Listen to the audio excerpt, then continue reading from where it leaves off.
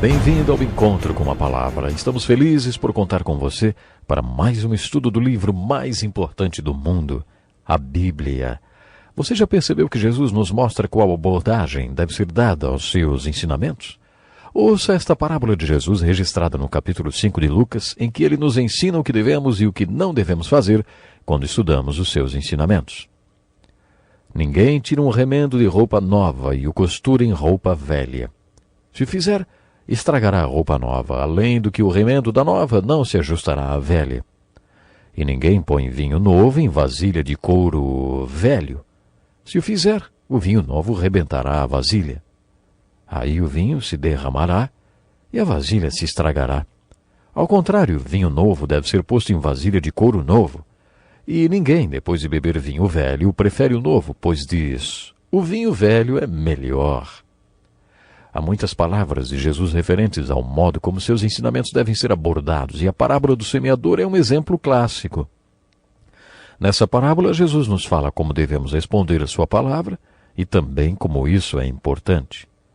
O modo como respondemos à palavra de Deus e aos ensinamentos de Jesus determinará como aproveitaremos seu ensino. O que esse texto sobre o remendo, um dos meus favoritos, tem para nos ensinar, hein? Jesus diz que quando você quer remendar uma roupa velha, não deve usar um pano novo.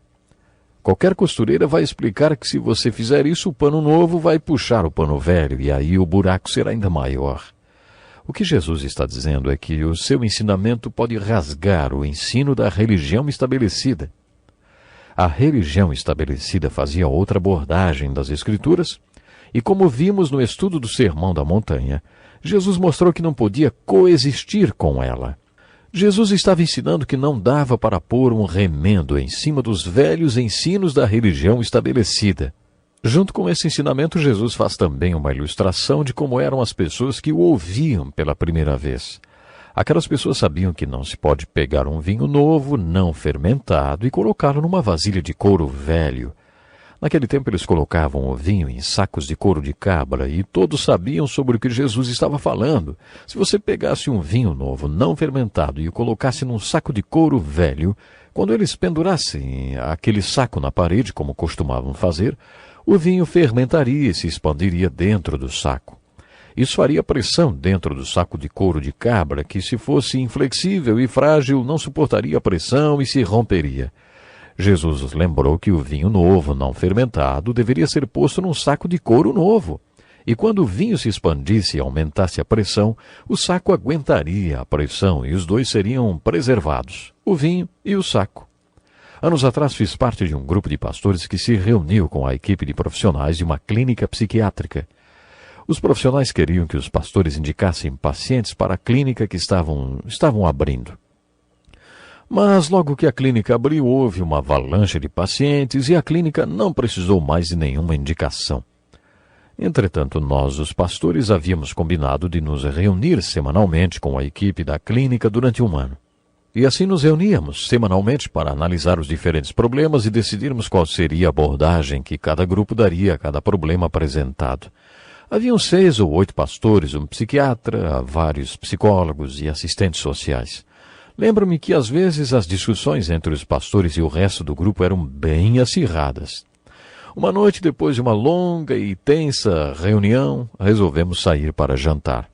Quando nos sentamos à mesa, um dos psicólogos, que parecia ter passado a tarde toda com raiva de mim, desabafou: "Vocês, pastores, deixam as pessoas doentes."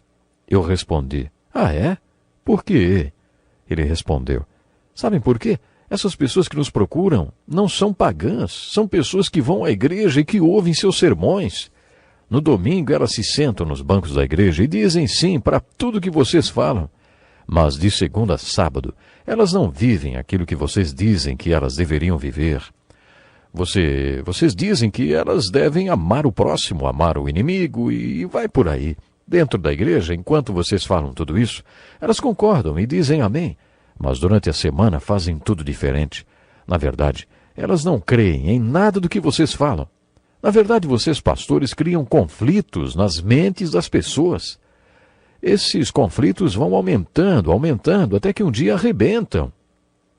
Perguntei se ele estava tentando me dizer: o que estava acontecendo em nossas igrejas, o que Jesus disse nesse texto sobre o vinho não fermentado e da bolsa de couro. Aí eu lhe expliquei a parábola. Olha, Jesus disse mais ou menos assim: antes de vocês se decidirem pela minha palavra, saibam que minha palavra é como o vinho novo e que vai criar certa pressão em suas vidas.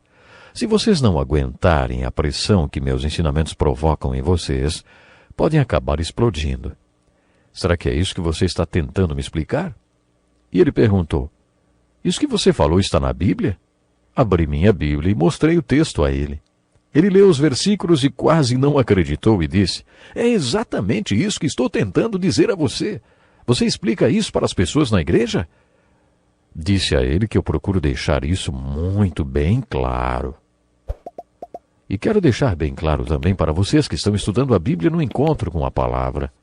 Não quero deixar você doente, nem me sentir culpado de qualquer acusação que algum psicólogo possa fazer de que falo dos ensinos de Jesus que fazem você se sentir impressionados.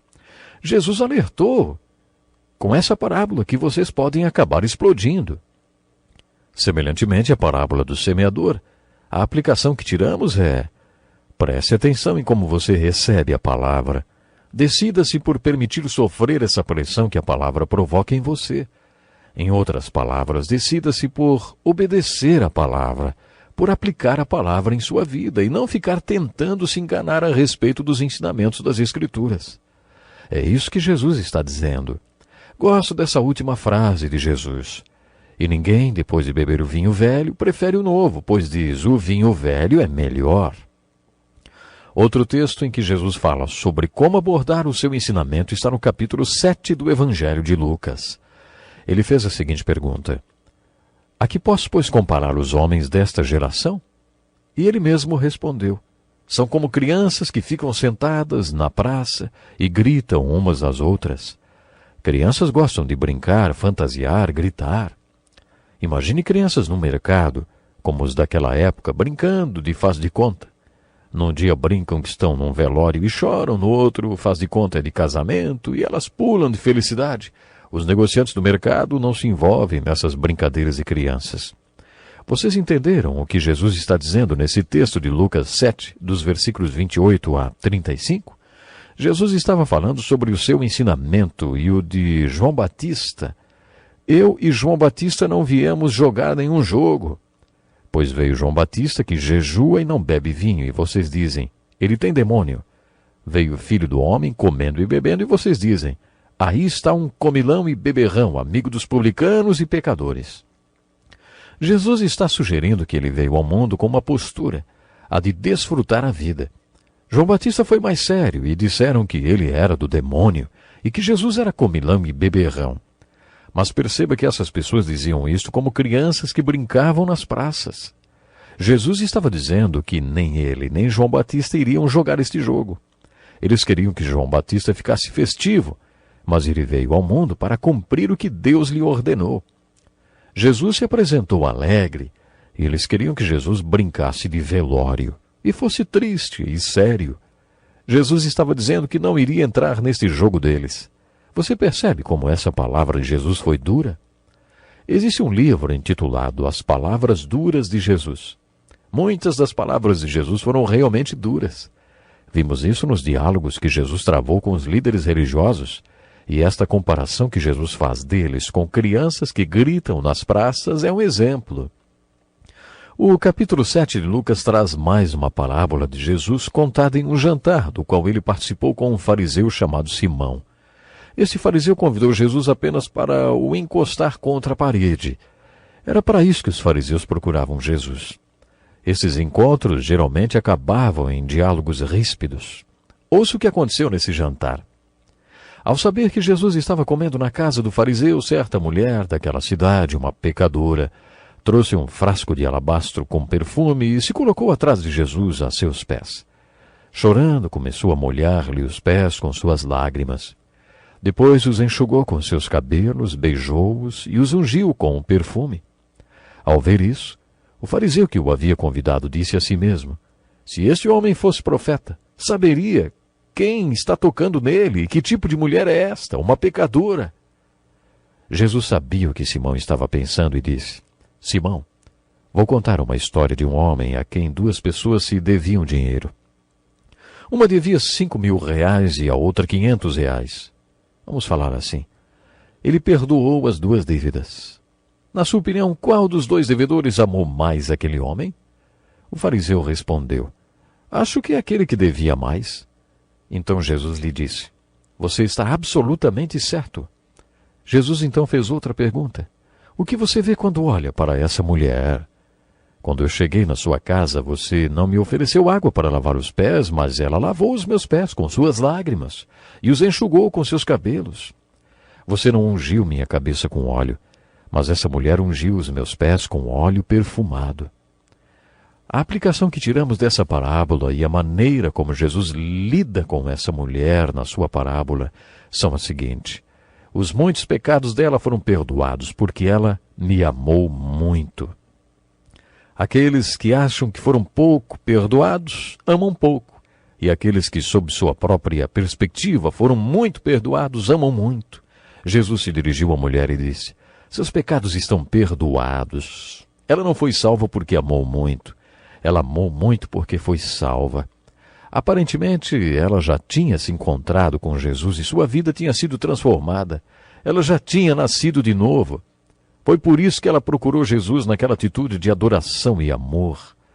O que Jesus estava dizendo naquele jantar era: Simão, se tem algum pecado aqui hoje, não é essa mulher. O verdadeiro pecador é um fariseu chamado Simão. Se Jesus tivesse dito: Você, verdadeiro pecador, por favor, fique de pé, o verdadeiro pecador que teria que se levantar não seria a mulher, cujos pecados eram óbvios e conhecidos por todos, mas que já tinham sido perdoados. O pecador seria o fariseu Simão. Não quero dar a impressão, principalmente aos jovens, de que é melhor pecar muito e depois ser muito perdoado, e depois amar muito por ter sido muito perdoado. Não é isso. Não existe nada de bom em pecar. Mas aquela pessoa que sabe que foi perdoada de muitos pecados e realmente se converte e ama muito mais do que a pessoa que acha que não pecou muito. Temos que ficar por aqui hoje. Pense nisso e que Deus lhe abençoe.